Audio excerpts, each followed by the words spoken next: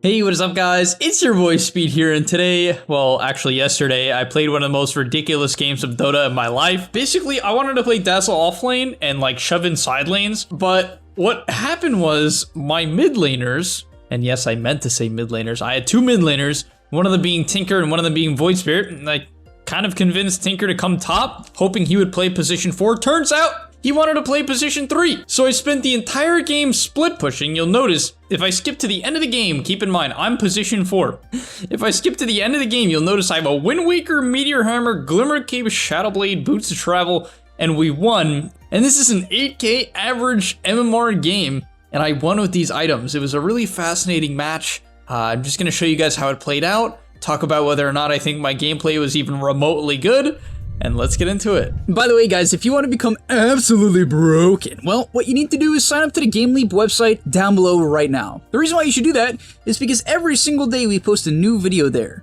Content that you simply just will never get on YouTube, we post every single day to the website. It's really top tier stuff. I'm very proud of what I make over there. We also have other creators, many of my great friends who are top tier Dota players, creating guides about different heroes, different roles, different items, skill builds, talent builds, everything you need to know to get to the next rank. So if you feel a little bit lost, you're a little bit stuck, click the link down below. I'll see you guys there. And now let's get into the video. All right, so this is gonna be one of those videos that like really confuses people and actually is gonna make some people angry, because the thing about Dota is, and why it's such a great game, is because of the fact that like a game like this can even exist, right? I had two mid laners, I had offlane Tinker, and keep in mind, we won our lane. Like if you look at the current net worth, this is like minute 12 net worth. The game was going great. In fact, 2 minutes ago, my team was 3K net worth ahead. The game was going quite well. We didn't have a lot of stuns, and it's pretty hard for us to set up plays at this point in the game because we have like an IO, Dazzle, Clinks, Tinker. Like our draft just is kind of weird. So instead, what I did is I spent the game pushing in the side lanes, and I really went to the extreme with this, maybe even a little bit too far, but regardless, let's talk about it. I'm gonna teach you guys how to split push, how to look at the map, and let's get into it. All right, so the first thing to consider is kind of like vision and playing around vision. So whenever I'm split pushing, I'm generally trying to play around wards to the best of my ability, because every little piece of information helps. You know, you might think, oh, pros just know where the enemies are. They seemingly have like god tier intuition, and to some extent they do. But you notice I have this deep bottom ward, and this is gonna give me a lot of comfort to play in this area. On top of that, I understand that Dazzle fundamentally is one of the best 1v1 heroes in the game. He simply can just kind of ship people down, out sustain them, and then if you get low, you grave. And so you'll see I actually go bottom here. Instead of TPing top and grouping with my team, I'm gonna kick Drow out of, just completely out of the lane. Like, she just can't farm. Drow can't man up. And I am a support with basically no item. So after that, I wanted to go pick up my Meteor Hammer. Honestly, this is the point of the game where I grief a little bit, so I just want you guys to understand this. I would have been more than happy if I kind of just kept going bottom and pushed in the lane, farmed these nearby camps, and started to snowball. What I mean by that is none of my team is going to farm here, here, here. No one is even close, so I can happily take all this farm and feel like I'm not taking it away from my cores. But, you know, in typical Speed fashion, I decided to make the psycho play and run at this Drow in her triangle. I'm like, oh, she has no TP. She has no TP and no Dispel. I'll just run her down. And to be fair, you know, technically I forced a pretty big rotation. Definitely not a great play, but nonetheless, I'm opening up the map and kind of making Drow not farm. And the key here as I respawn and TP top is I can't be afraid of dying. If you're afraid of dying with this playstyle, you're just not going to have a lot of impact. And once again, I'm going to the extreme in this replay. Like, this replay is literally the extreme of split pushing. I mean, my team is getting gone on mid. I don't even feel like I could help them very much. I mean, there's some argument to be made that if I just grouped up with my team, maybe we win this game faster. But at the same time, it's Dota 2. If I grouped up with my team and played a completely different way, maybe we would have just lost the game very quickly. I mean, after all, look at my heroes. They're weird as hell, right? But instead, what I decided to do is I buy my own wards. If I'm ever going to split push, regardless of what hero I am, I could be a carry, offlane, mid, a Meteor Hammer, Dazzle, whatever it is. It doesn't matter. I'm gonna buy wards so I can put them down deep and protect myself. After that, I'm gonna start Meteor Hammering the waves, and eventually I think I even farm some camps in the area. But the main gist of this build, at least what I'm doing here, is I can kind of just slowly take the tier 2s. If the enemy team doesn't respond, which often they don't want to because I'm just a support split pushing, right? They want to like take tier 2s on our side of the map, they're gonna lose their towers as well. And that's exactly what happens here. I actually just straight up take their tier 2 from full HP, as you see here. On top of that, an Axe ganks me here. And dude, guys, this guy gets lucky as shit. Like, look at this. He spins so much.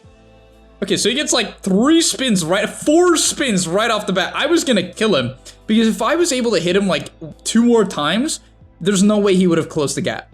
The poison slow would have started to build up, and then he spinned on that auto attack. I was like, dude, no way this guy is so lucky. That was unbelievable. But if you get ahead on Dazzle, like, most heroes can't 1v1 you. They just can't. Because, like, most heroes can't really solo kill you. Obviously, you know, if I'm playing against, like, an Orchid Storm Spirit, honestly, I probably just wouldn't split push. Like, there are, you know, layers to split pushing like that. Like, you have to adjust to the enemy heroes. I looked at the enemy heroes, I'm like, yeah, Leshrac can kill me pretty easily, but everyone else can't, and Axe shouldn't have been able to. I mean, he literally spinned 5 times. I mean, which was, yes, he was in a creep wave, but it still felt kind of lucky. And either way, I'm at least kind of creating some openness to the map, and I get down a deep ward. This deep ward immediately pays off for my team as well, because as I skip ahead, it actually gives vision of the Leshrac. Yeah, so you saw there, it gives vision of the Leshrac, and that kind of just enables my Void Spirit to see this Axe, see the Lash, and just do what he wants, which is, you know, farm the nearby camps and eventually push in the top wave. So you can see me pushing out on the map allows my teammates to do it later on, which is why there's always a lot of value. Even if you die from time to time as a support, if you can get down deep vision that stays alive, it's going to be really valuable later on into the game. And even here, like, I'm like, okay, I have some deep vision top. I want to go get some deep vision bottom. We also know the enemy team is largely playing top, so I wanted to get out onto the map and ward. Unfortunately, that ward, I love that ward. It often doesn't get dewarded. In this case, it does, which kind of sucked. But either way, I just want to get back to the side lanes. That ward got dewarded, so I'm like, okay, I'll put down a lane ward. And this lane ward is great because it's going to show you if people TP in to pick you off. It's going to, you know, especially in the nighttime, I love these lane wards because people just don't really expect them. And so you really get to play around them hardcore. In fact, you'll see in a second here how extreme this becomes. So I saw this happening, right? So this Drow, she walks to the right. She's like trying to sneak up on me. Pudge TP's in. They're like, oh, this Dazzle's just an animal, right? He's just split pushing. And now I kind of assumed my team would like approach. I don't even know what happened. How it like, I don't know why they took so long, frankly. I thought they would just jump this guy here and kill him because I'm like, oh, I'll bait, right? So like I'm playing the wave baiting. And then my team just, I don't know, they're just like wussying out. I was like, what the hell? What the fuck? I somehow died from full. I was like, all right, I don't know how that worked. But either way, you know, a play like that can be really good. And you might be like, oh, but my team will never set up like that. It's like, okay, fine, then just don't die. Like, I easily could have just not died. I obviously knew they were coming. So you can just create a lot of space by doing what I'm doing here. And if the enemy doesn't respond, you just take all their towers. Also, you might be wondering, like, why Meteor Hammer and why bots? Meteor Hammer gives mana regen, it makes you tanky, it lets you shove in the waves and pressure to towers as you're seeing, and the cooldown reduction from Bad Juju is insane. The Meteor Hammer is a 14-second cooldown. You heard that, right? 14. That is nothing. And the bots are just great because you want to obviously, with this playstyle, you want to be split pushing a little bit, a lot of it. But the main thing to consider is that every time you TP, it's usually 100 gold. Guys, that adds up fast. Think about it. This is kind of crazy. Like, I want you to put this in perspective. If you were split pushing, I don't even think like a lot of pros have thought about this. Maybe they have. And this is like cool information. But if you think about it, if you're like split pushing bottom and you get TP'd on by 3 heroes, that's 300 gold. It just is, right? Like that is 300 gold. There's no way around that unless they have bots. And so you just have to keep in mind how crazy that is. Every time you force TPs to a side lane, you're draining net worth. Like if I get ganked and I die for 200 gold, by 3 heroes and they all TP'd, it's basically a net worth win. You're just giving up some XP. Either way, look at this gameplay. My God, this is some speed gameplay right here. Holy sh. We go for the poison touch, right? Chipping him down, hit him up with the bullwhip. This guy gets poked out. We get silenced. Obviously got to get into the tree line, want to buy time, kite them out. And the key thing here is I'm paying attention to my cooldowns. I'm like, okay, poison touch up in 1. So I get this really nice 2-end poison touch. I get off my heal, and then I realize I'm going to get low. I knew Drow didn't have Gust at the moment. It was still on cooldown, I believe. Yep, still on cooldown. So I waited as long as possible to grave. I grave, and I TP out at the last second. Does Drav die as well? Nah, the Leshrac unfortunately comes in and like kills my team. But look at this. Dude, my bots are already back up. I already have a TP back up and it's completely free. And so now I can get out onto the side lane, form some nearby camps, right? Cut the next wave and like, You actually farm so fast, and you can create so much pressure. On top of that, my team gets ganked mid here. I didn't want to keep pushing in top. At that point, it was just too far up. I also didn't have any ward to protect myself, so I didn't feel comfortable pushing in top wave yet. So I was just continuously watching the map, like just trying to see like where the gap is, like where can I get out? So until then, like they were kind of mid and I can't go top because it's too far. So I was playing bottom, but then I saw mid pushing in. I'm like, okay, I can just drop the meteor hammer and chill. I probably shouldn't even nuke this. That was like slightly dangerous, but either way, now I saw them go mid and I'm like, okay, I can like push towards top, right? And this is kind of how you can even see my entire team does it. So you can see how like high MMR players all kind of think the same way. They're like, they use like small bits of information to essentially dictate their, you know, macro movements. So, you know, we shift to top. I wanted to cut midway, but Tinker was doing it. We prevent the Lesh TP, which was nice. And then I think I wanted to TP bottom here because I didn't feel like we wanted to fight. Yeah, so I TP bottom and they ganked my team top, but the thing is, they ganked my team top and they tried to take top, but they didn't linger anyone bottom. And I actually think this is a mistake from the enemy team because if they just like linger one hero bottom, I think it should be the Leshrac. Then I can't do the thing I'm currently doing. And he even starts hunting me, but the reality is like I have bots, Yules, you know, bullwhip. Like it's almost impossible for me to die. On top of that, Dazzle at level 15 has a 20 strength talent, so I just have 1900 HP, right? That strength talent gives you 400 HP. It makes you stupid tanky. So I'm able to split the map, and you can see once again the value of what I'm doing here. I mean, once again, it's not like I'm not helping my team set up plays, but I'm playing Dazzle. Like, I can't do that anyway. But I get this Leshrac to come bottom. Now, he has bots, keep in mind, but I get him to come bottom, and Axe TP'd bottom as well. Like, watch it. Axe TP's bottom. So he sees me bottom, I think, right? Yeah, he sees me bottom. He's like, I'm going to TP in, which in my opinion is a shitty play from him. But the reality is like, this is, I mean, he's an immortal player. I don't know what rank he is because he's not calibrated. Maybe it's not that high in relation, but like, it doesn't matter. This guy's an immortal. He TPs. Look, boom. This play, and now I TP top, boom. We have like at least a 4v5 minimum, right? A 4v5. And you can see it plays out that way. Right here, if Axe is here, hits a two-man call, dunk, dunk. I mean, this fight's over. It's done. Like, there's no way we take this fight. I mean, that's a dunk, 100%.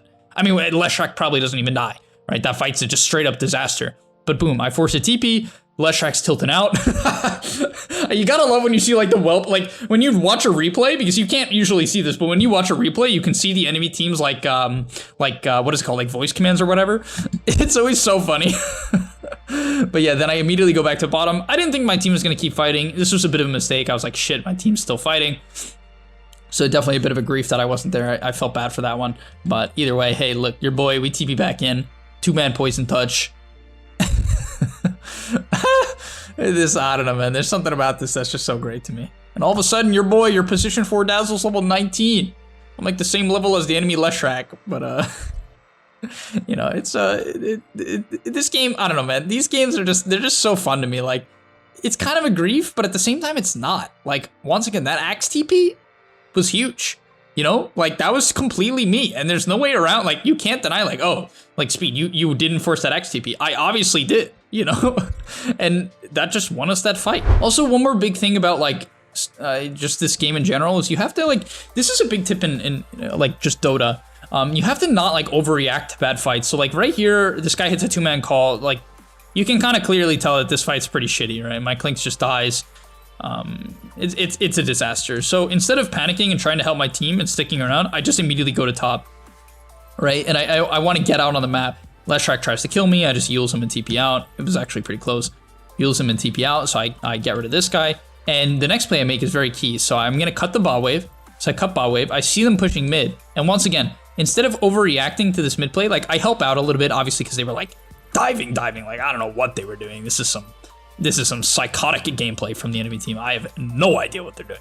But either way, after this fight develops, I think I go bottom, right? Oh, no. Yeah, okay. I go bottom. So like the fight ends and I immediately want to get out the waves, right? So that the enemy team, well, I can number one, get the farm, and then I can get some farm and then get to a fight. Unfortunately, my team gets picked off, but it's whatever. The enemy team has no plays to make because I cut their waves again. And now they have a creep wave pushing into their bottom tier 3. Which Disruptor has to clean up, which is pretty freaking funny. Upcoming here was, I think, what my biggest play in the game was, outside of the Axe TP. This is probably my biggest play of the game. So, you know, I'm like messing with the mid, just kind of like trying to poke some attention. And then I see them smoke, and I'm like, okay, I see them smoke. My team, like, once again, we can fight, but like we were definitely behind at this point. We knew it. Like we were behind, but we have this like Tinker high ground. So instead of trying to fight them head on as like a Dazzle with kind of shitty items, shitty team fight items, I should clarify, god tier split pushing items. Look, now I cut their bot wave. I ran past them, I cut their bot wave, and now they just have no play. I think my team didn't cut mid, which kind of sucked. Clinks missed it. He went back and cleared it eventually. But they just have like no waves now. So even though they ended up killing our Void Spirit, they had to keep diving because they couldn't siege, right? I think they got our bottom tier 3, but then backdoor went up. And so they couldn't siege. And once again, like we keep getting them to split up and it pays off. Right? I'm able to buy some time. Oh no, my Clink's fed here. Oh yeah, this was shit. I take it back. Everything I said was wrong. We're losing. But the big thing was there, like all jokes aside, that they couldn't actually immediately go high ground because I cut the waves. And, you know, obviously the goal is like, you have to keep in mind when you're playing like this, like it's so risky because I actually think this gameplay, as I feed here, I actually think this gameplay could be particularly good and useful if everyone was on the same page, but that would require like a pro level of coordination. So you might be like, oh, speed, so this just doesn't work? Is that what you're saying? No, like aspects of what I'm showing you are like really important to just getting better. Like for instance, cutting that bottom wave, that scenario will come up all the time and almost no one does it. Like just the ability to say, hey, we don't want to fight them, but they only have like 1 creep wave pushing in or 2, and I can clear one of them, you should clear it. And most players don't clear it. They don't understand how valuable that is. It's like a play I rarely see anyone below like 5-6K make. Even in 5-6K, it's like uncommon, you know? So that's like a big play. And then another one is just like forcing TPs, right? That axe TP force. I mean, no, you're not gonna be some Meteor Hammer bots Dazzle, but if you're playing Animage, or you're playing, you know, Slark or PA, you know, you're blurred and you have a Battle Fury or you're just shoving in side lanes, you can force a TP and make a similar play. Like this, and this can apply to any hero, and you should think about it like that. Like aspects of what I'm doing, like I'm taking split pushing and shoving in waves to the extreme.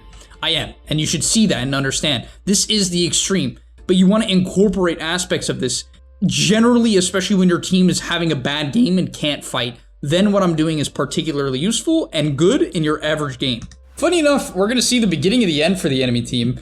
You know, your boy, we're the setup. We got our shard now. We got this like we got this 100% uptime Shadowblade. I'm just like scouting things out. Oh my god. So I just scout out this rotation. My team gets a very clean jump as a result. At least, I mean, I guess technically they jumped, but we saw them coming, so we were completely prepared. And yeah, we just take a very convincing fight. Axe goes down. I was able to use up the pudge, set up on him, easily take that guy out. He BKBs, but he dies anyway, eventually. And yeah, we get a couple of pickoffs. I go back to base, get some mana, queue up my Wind Waker, naturally very important item. Actually, I really want to get Wind Waker this game. I can save people from Axe Call, and most importantly, Disruptor was buying Ags, so I could save people from that. So whenever I could get this item, I definitely wanted to try to buy it. But I wouldn't buy it early on, it's just too expensive. Either way, we were able to continuously just kind of look to find these pickoffs. I think Disruptor gets away here because he just had a ton of disengage items.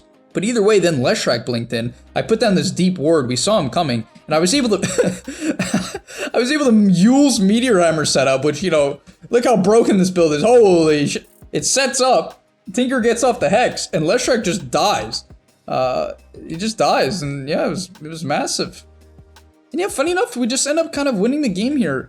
I ended up TPing in. I thought my team was going to chase because they were low. Turns out I was wrong. I mean, I did kill off the Rax, to be fair, but I definitely overextended. Either way, the enemy team got like a false sense of confidence off me dying, and that caused them to overextend. This punch wildly overextends here.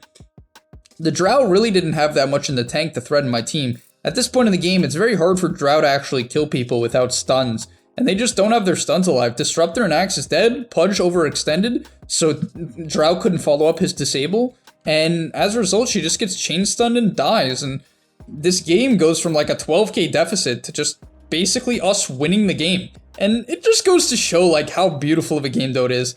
Would I recommend playing like this? I think the way I'm playing requires like a very strong understanding of split pushing and map movement to make it work. But at the end of the day, I hope you guys can take and incorporate ideas from this video and just be like, hey, there's a lot about Dota that I don't know. There's a lot about Dota that I haven't experimented with. And, you know, understanding these concepts while you're maybe not going to play Meteor Hammer bots Dazzle and run around and split push for 80 minutes when you have 2 mid laners, you know, maybe that's not going to happen. But at the same time, maybe it is. And maybe, you know, aspects of that are going to come into your game. Maybe you're playing, you know, Puck. Puck's one of the best wave cutters in the game, and your whole team just died. No buybacks. You're the only one alive. If you remember, oh yeah, I watched that speed video. If I cut mid-wave, they can't push. Backdoor's going to stay up. Right, and then boom, your game is saved. Like, and you might be like, oh, but that's only Puck, and I don't play Puck. Well, it doesn't matter. Like, you could be playing IO. For instance, your team gets team wiped. You're playing IO. You could relocate on the mid wave, cut it, and then buy your team 50 seconds.